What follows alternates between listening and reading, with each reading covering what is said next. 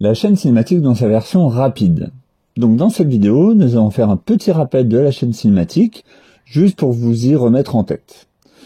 Vous avez vu cela donc au début de votre formation, dans un précédent cours, mais vous ne vous en souvenez plus tellement. Cette version express fera donc office de rappel.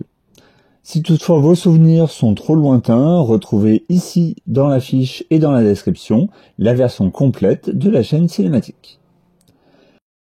On va déjà commencer par une petite définition. Alors la chaîne cinématique est constituée du moteur, de l'embrayage, de la boîte à vitesses et des roues.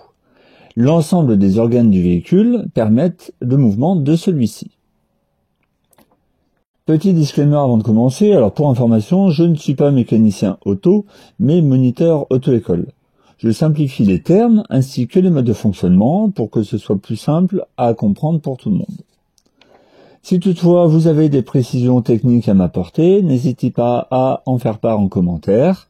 Cela peut servir à d'autres personnes et déjà je vous en remercie.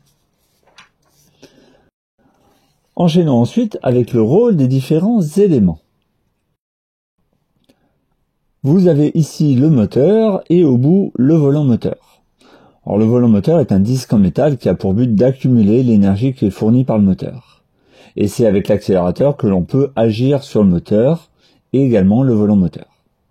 En face de ce premier disque, nous avons le disque d'embrayage qui est commandé par la pédale de gauche. Alors quand on appuie sur l'embrayage, les disques s'écartent et en remontant l'embrayage, les disques se rapprochent et créent donc une connexion entre le moteur et le reste de la chaîne.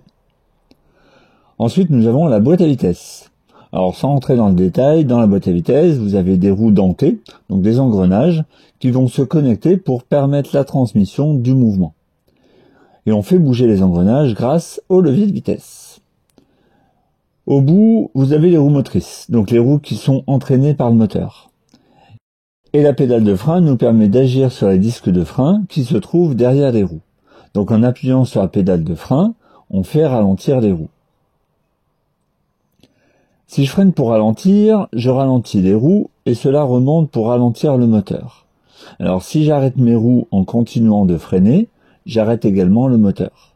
Pour éviter de faire caler mon moteur, je coupe la connexion entre le moteur et les roues en appuyant à fond sur l'embrayage pour pouvoir arrêter mes roues sans faire caler le moteur. Nous voilà donc à la fin de cette vidéo. Dites-moi en commentaire si cela vous a aidé et ce que vous en pensez. Moi je retourne à mon bureau pour préparer la prochaine vidéo. À bientôt!